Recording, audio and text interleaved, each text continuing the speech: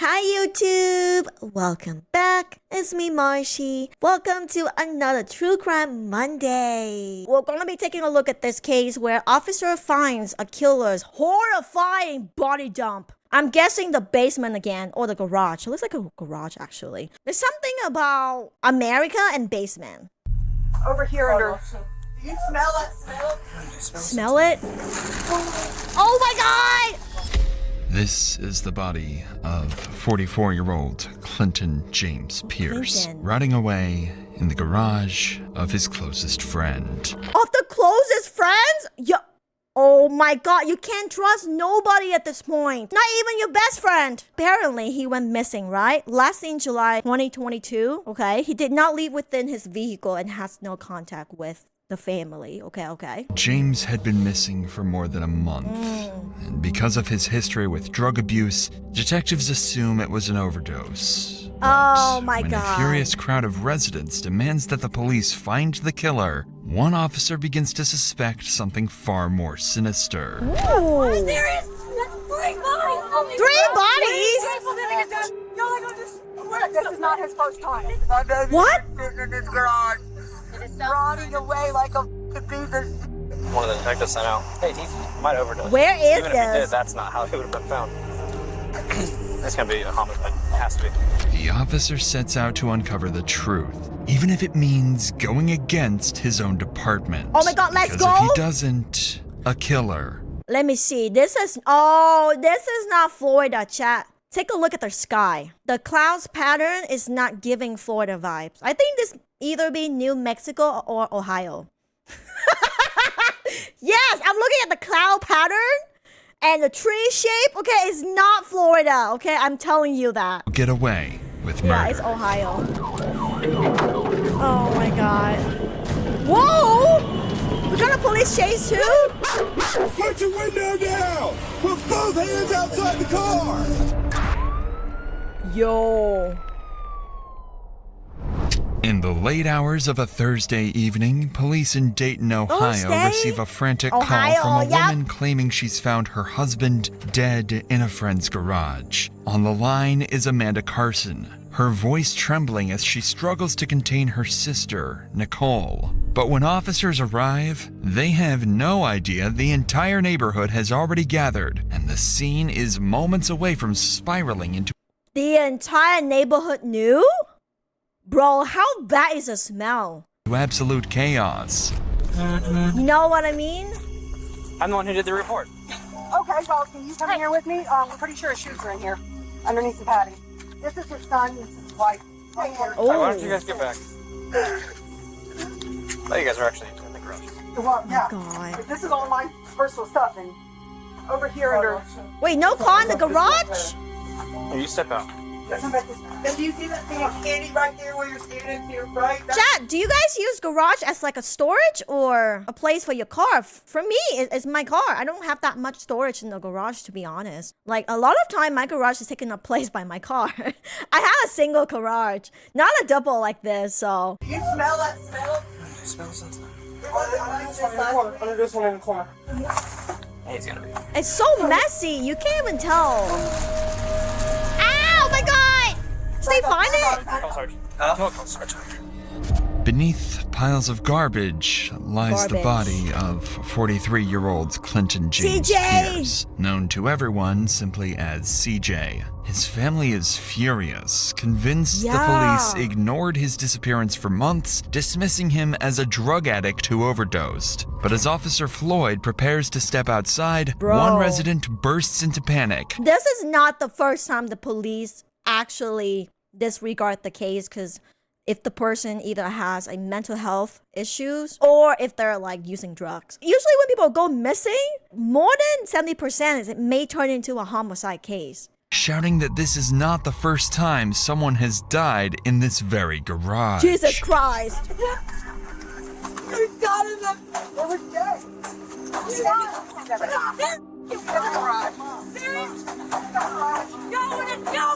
Hey,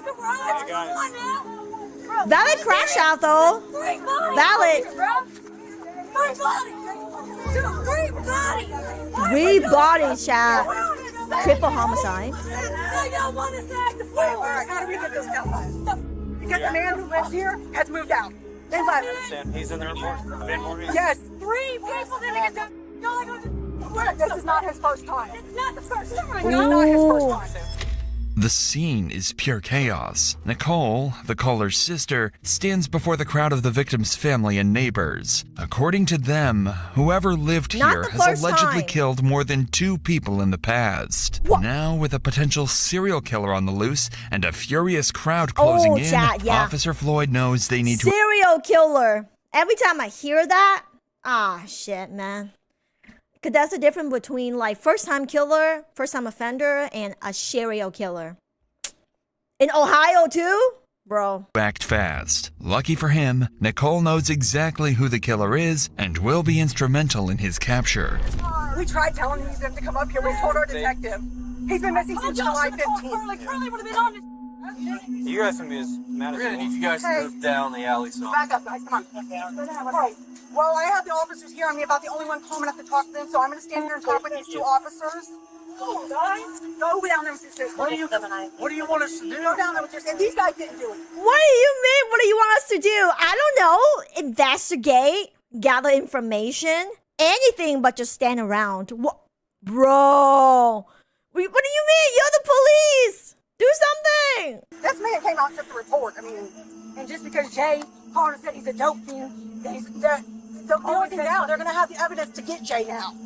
He's got a dead body in his garage. As soon as I saw, I'm not touching it until an evidence. Oh yeah, they need forensics. That's true. That's true. Where's Jay at now? Oh yeah, lock down the scene. Go get him. The lady in pink just mentioned the name Jay, someone she claims recently moved out after killing CJ. Officer Floyd recognizes the name immediately. Jay was listed in a previous missing person report, the very one the detectives chose to ignore. Jay is CJ's business partner and longtime friend. Now he's... Ooh, chat, like I said, never mix friendship or relationship with business. I don't know. Business and pleasure, keep that separated. Because always money and greed will over-trump everything else. Nowhere to be found, and Floyd fears he may have already fled town. But worse yet, the officer doesn't realize that Jay has even tried to hide his horrifying act. So sorry about this.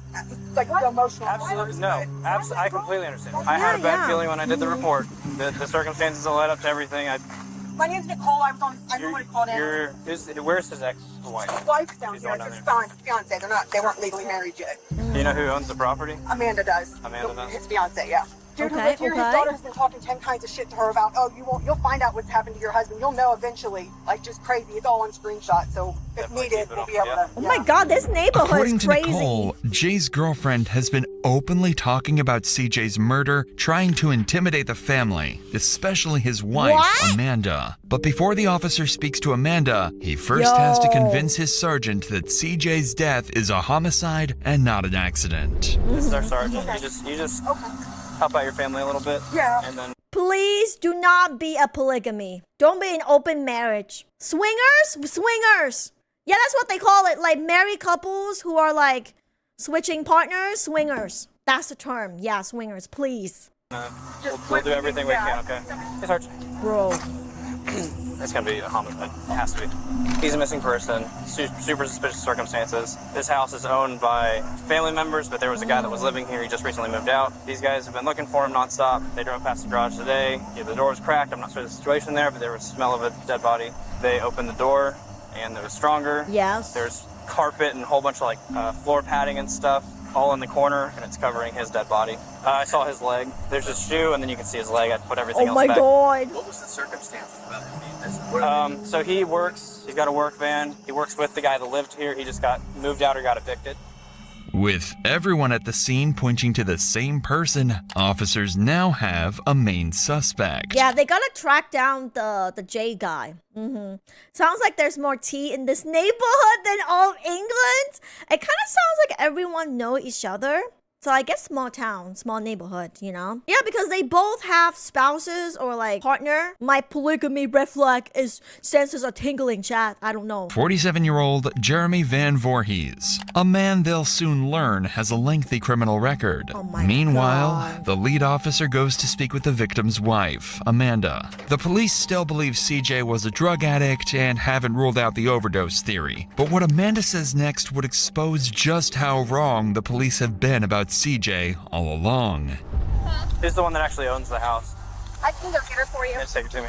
I mean, even if he actually OD, why would he be in the garage of the friend? That's sus either way. Like, if he was to be overdosed, it would have been found in a different place, like maybe his house or... You know, it's not like they live in the same freaking house. Exactly! Like, in the garage and then underneath all of the stuff. So yeah, that looks like a homicide. That is not an OD. I just hate that her son had to find the daddy went there. Yeah. Yeah, Ohio, chat. Amanda, I know you're not going anywhere. However, so you own that house, correct? Yes, sir. So the reason, so everybody knows, the reason we're not just punting that door and grabbing whoever. Yeah, exactly. If your friend is to be found OD, you would have called the cops right away. You wouldn't skip town, chat. You wouldn't take the entire month to not tell anyone anything and skip town. Okay? That right there makes you immediately guilty, okay? Is because if we do that right now without a warrant, it throws out a lot of evidence. So the detective can talk to you. I understand. I told you there was something right about this. I agree. Yeah, big sus move. That's why they didn't want me around this mother. And that detective, I've been telling him for a month. They're not letting me in the house or the garage. There's something wrong. Oh, but we can't do nothing. We can't do nothing, you son of a bitch. Now what are you gonna do? You're really not gonna do nothing Oh, now. shit. How's this story paying out now? He really jumped out of a car and got someone else's car, didn't he? The whole time my baby's been right here underneath my nose. Yeah. My baby's been sitting in this garage, rotting away like a... Yeah, I think she's really in shock. So this is the wife of the victim, and she recently found out that her husband is just laying in a garage of a friend, rotten away. Valid crash out though, valid, especially if that person is his business partner and his best friend. So not a stranger, it's someone she knows. Piece of shit. And all he's ever... That you got him now, though, baby. We gave this son of a place to live. We gave him a place to live. We gave him a job. We got him out of jail. We put our house... Wait, they actually got him out of jail? Oh, that's right. They did say that he has a lengthy list of criminal. Then why would you get in business with him? If he has a list, a rap sheet of criminal records. I guess they're friends, so you know, it's your friend, so you want to help them out, right? You want to like be there for your friend and you see their potential and stuff like that, right? So I get that. Like, you want to believe in the best that you can. Yeah, betrayal, hello? This is the biggest betrayal of all time. They gave him a place to stay. They gave him a job, gave him basically a business to work on, to work towards like a goal and ambitions. And then now, man, what a shitty friend. He gotta go. CJ's fiancée, Amanda, is visibly distraught, Rightfully realizing so. she will never see her children's father again. She says they gave Jeremy a house Oh and my even got him out of God. jail A several house? times. Yet he still chose to murder CJ over what officers will soon discover was merely a pay dispute.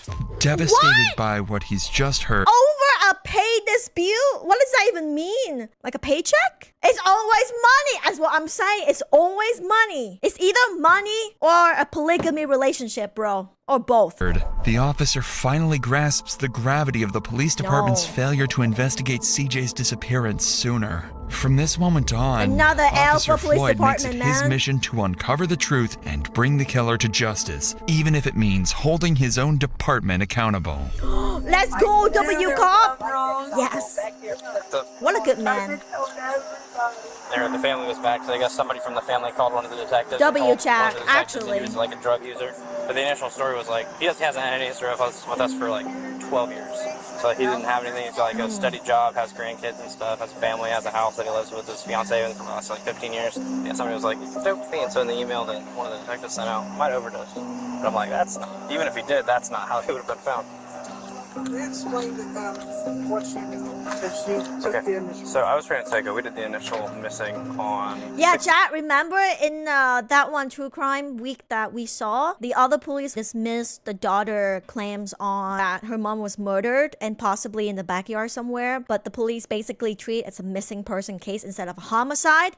And there was one cop that actually circled back and asked more questions. Like, we need more cops like that who is willing to go above and beyond. 16th or 17th of July. Family basically said, got a steady life, secure job, no runs with police for 12 years, good life. His coworker lives here. The deceased family actually owns the house. They allowed him to live here. He's got residency here. They were coworkers. They went to work. They came home. He was acting a little funny, like he had something on his mind, and that was the last time he was seen.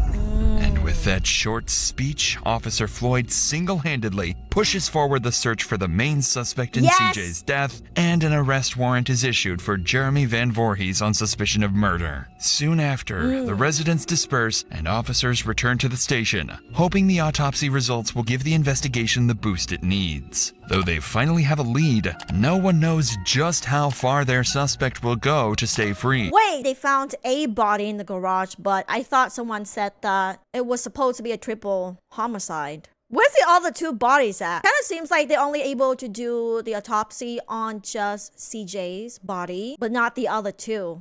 I wonder if they're gonna be able to find out the other two bodies and give those victims, you know, like closure for the family.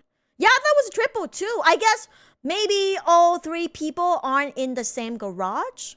Even if that means putting dozens of lives at risk. Ooh, let's see. The very next day, the autopsy results come back, revealing a gunshot wound to the back of the head. The body is in an advanced state of decay, and investigators determine that CJ likely died about a month earlier, around the same time. Wait, so if a single bullet shot in the back, yo, isn't that executional style? Bruh, you know what I mean? Like behind. Yeah, it's execution style. Hello? Bro. But damn, that's crazy though. Yeah, in the garage. That's what I'm saying. He's been missing for 1 month. Possibly because he passed away a month ago. So, oh, how bad can decay be if after a month? I guess the garage is kind of, I guess depends on the weather.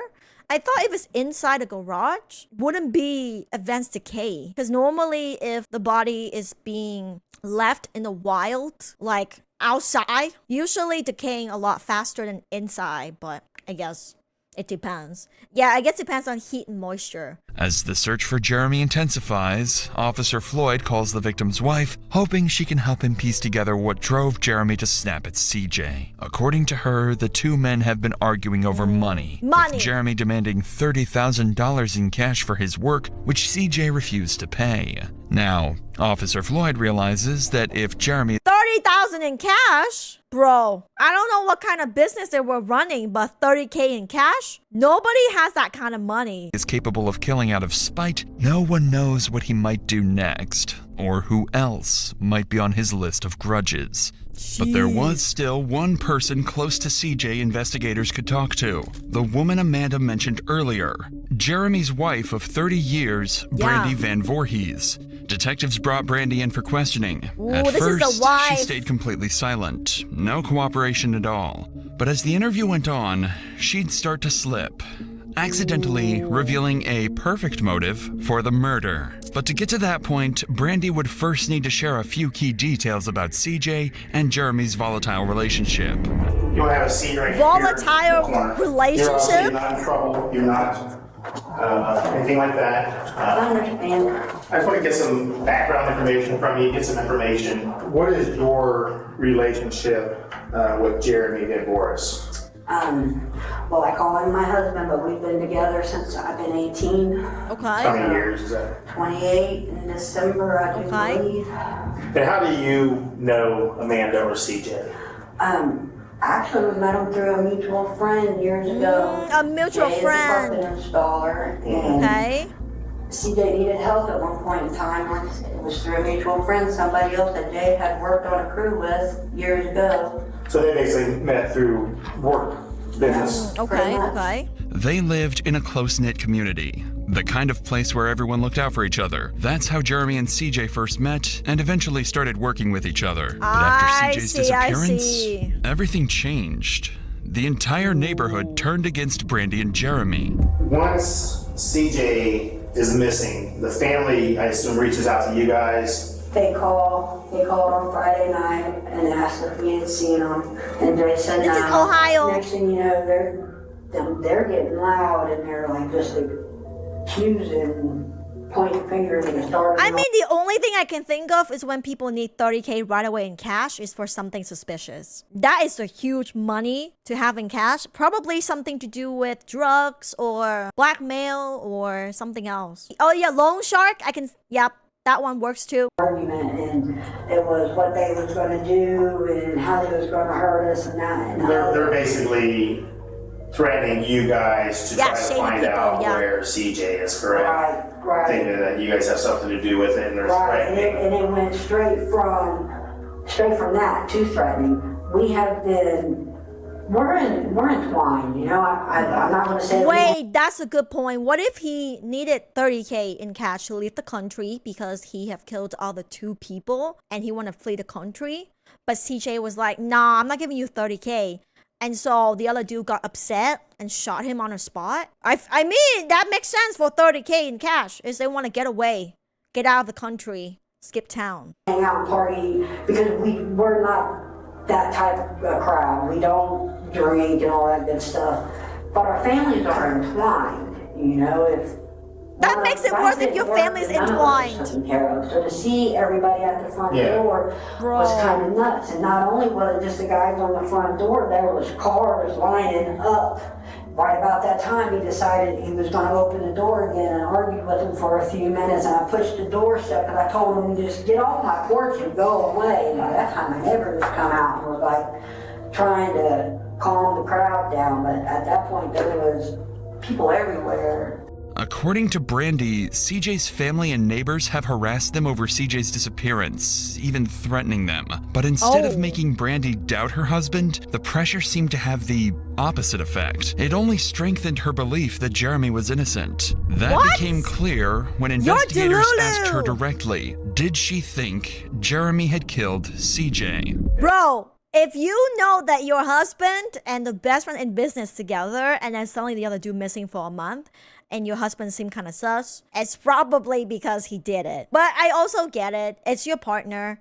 You want to believe the best in them. You want to like, yeah, you know, yeah, but he's not that kind of person. He's not a killer. You know, they always say that. Has he said anything then? Have you had any conversations about, have you asked him, did he do this? I have asked him, and he said no. And he said, you know, it's just like, have faith in me. Have faith? And we've been married almost, I say married, but we've been together for almost 30 years. You know, so that's like almost married, pretty much. And all Wait, so are they not married? Because if you're married, you're married. If you're not, you're not. Are they not married? What? It's just cry. I'll be honest, that's all I can do is just cry right now.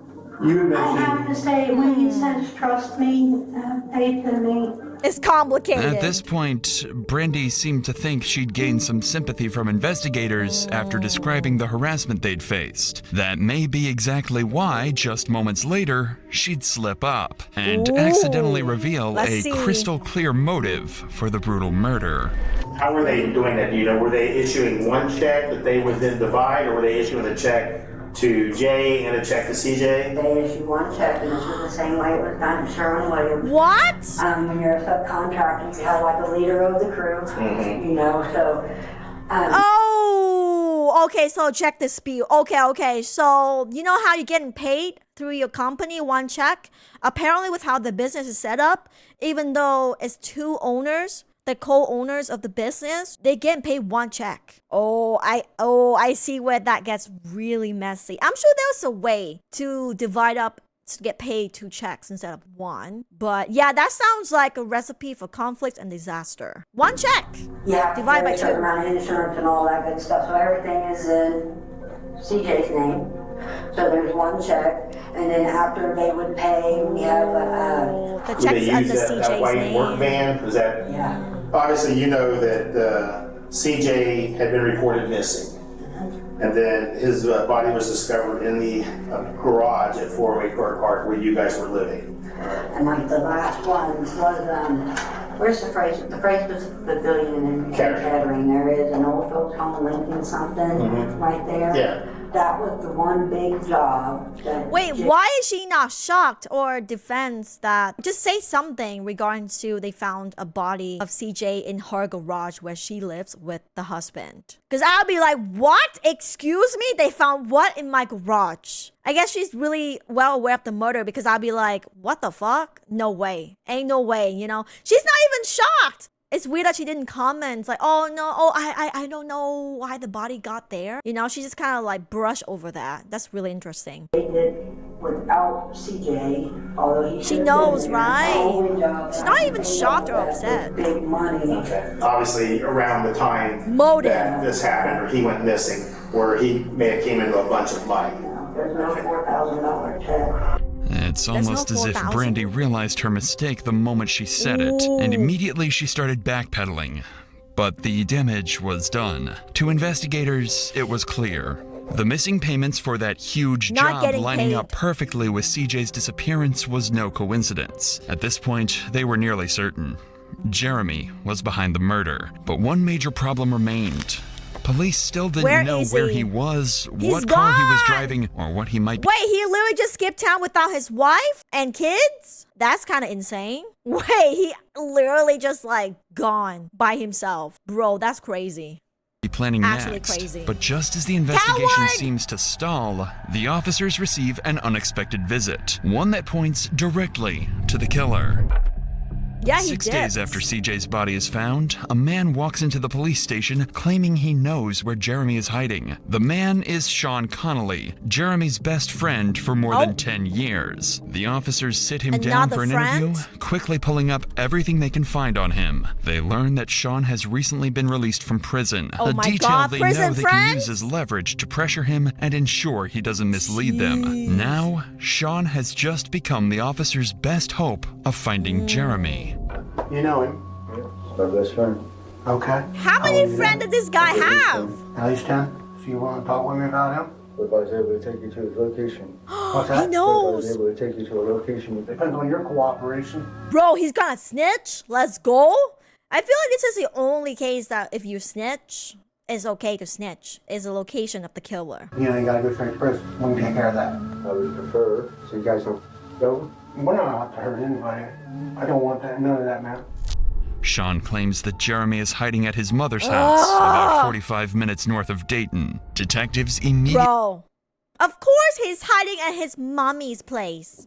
That makes so much more sense. You leave your wife and your kids behind to go hide out at your mommy's basement. Oh, come on, no, bro. Honestly, grown man right here, man. Coward. Head to the location and begin surveillance. After several hours, they spot Jeremy leaving the residence and driving away in a black Hyundai Sonata. But when officers move in to stop him, Jeremy takes off. He knows the police have more than enough evidence to put him away for good. Not to mention that his car is filled to the brim with drugs like crack cocaine. So Jeremy does the only thing he can. He drives like a madman. Wait, why does he stop? What? No! Oh my gosh! Holy shit! Yo, that's crazy, bro. It's running away! Wee, wee, wee. Beep, beep! Oh! What? What is bro trying to do? K9! Get him! Wow, bro, it's not good at driving. Look at him. Ooh!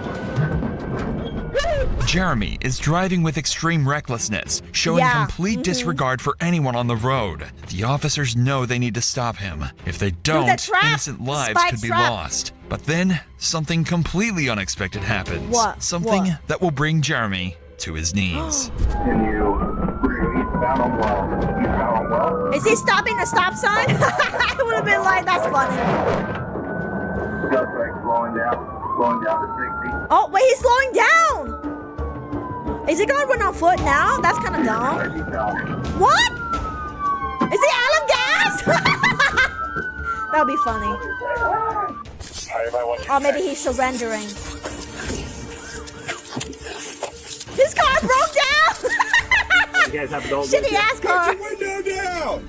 Put both hands outside the car! Suspect, with your left hand, reach out and open the car door! Wait, what's wrong with it? Is it really out of gas? No way! Outside the car! Keep your hands in the air! Step out! He's stepping Grab the out? back of your shirt and lift it! Come back to the sound of my voice! Back! Back! Back! Hands up! I got cuffs. Cuff Cross your him! ankle. Get him! Cross your ankle. Bind him! Spit hood, everything. After an hour-long chase, seemingly An hour-long chase. Okay, I can see why he's out of gas. Wow. Yeah, this video cut it short, chat. It was an hour chase. Jesus, an hour? Bro. by a miracle, Jeremy runs out of gas and is forced to pull over. It's out of gas. That's so embarrassing. One thing to run away from the police is another thing to be out of gas. What a clown. Out of gas. Yes, see, chat, this is a lesson. Always have your car full gas no matter what. Just in case. To the officer's relief, he doesn't resist and is quickly handcuffed before being taken to jail. The evidence against him is overwhelming, and the high-speed chase only makes things worse. Still, Jeremy has a plan to get out of this predicament. CJ's family and Officer Floyd wait in anxious anticipation, hoping the detectives don't blunder again and let a killer slip away. Unbeknownst to Jeremy, the detectives about to walk into the room are the exact same ones who let him off the hook and gave him a month of freedom. What? Jeremy, how you doing, bub? I'm good. I'm Detective House. This is Detective Lips. We're with the Dayton Police. What is going on with his hair, chat? It's kind of blurry footage, but it kind of looks like he's bald up here, but he has bangs down here. Like, what the actual fuck? What kind of hairstyle is this? This is not balding. It kind of looks like he intentionally shaved his head just right here in the middle, but like left the bangs. Department. We're investigating an incident with Clinton. All right. Do you want to talk to us about what's going on? Get your side of the story? Yeah, it's a weird pattern with balding, yeah. I would like to talk to a lawyer. Whoa, they just sat down and the first thing he asked was for a lawyer? Bro, no, he's guilty as shit. He knows. Realizing he's in serious trouble, Jeremy asks for a lawyer. But fortunately, the evidence against him is strong enough that a confession isn't even necessary. Officer Floyd can finally relax, knowing the killer has been caught. See, chat, you know what I'm talking about? Like, maybe just really bad balding pattern, I suppose. Just never seen anyone bald like this. Yes, I am judging his baldness, okay? Still, he can't shake the thought that the detective's inaction may have cost an innocent man his life. Jeremy Van Voorhees is charged with 2 counts of murder, felonious assault, tampering with evidence, and gross abuse of a corpse. Wait, 2 counts of murder? Who's the other person that he murdered? Who? They only talk about one person. Who's the other person? Do we have a guess since he has 2 counts of murder? Okay, not 1, but 2 counts. Also tampering with the evidence and abuse of a corpse. What's the guess that he's gonna stay in prison? I'm gonna say he's gonna go for like 20 years with parole. And I think I'm being very, very generous. Okay, this is Ohio. Keep in mind. Let's see. He is sentenced to 22 years to life in prison. For the high-speed chase, an additional 24 months is added to his sentence. Regarding the 2 other deaths... You know, so close. I'm spot on. I'm spot on, chat. 22 years with an extra 14 months on top. Okay, so like 23 years to kill 2 to 3 people. Nah, I hope he doesn't get parole, bro. I guess 22 was still the minimum, I suppose, but still, that's kind of crazy, man. Mentioned by the residents, the police could not find any proof that Jeremy was involved with any of them. There you go. I want to see the comments. It didn't say anything for parole, but yeah, look. Someone also said 22 years for 2 counts of murder for someone who just spent time in prison is a gross violation of justice. Yeah, Because keep in mind, this is not his first time offense. He'd been in prison for drug charges and other stuff. They didn't put him in life in prison, but I mean, that's kind of crazy though. Yeah, double homicide, 2 counts of murder, but only go for 22 and 23 years. That's crazy, bro. Yeah, he's a repeat offender. See, I was spot on with my guess. Yes, they gave him a second chance and he wasted it. Not only that, the best friend, the business partner also gave him a chance in life. They gave him a house. Bro, in this economy, can you find anyone that can give you a house for free?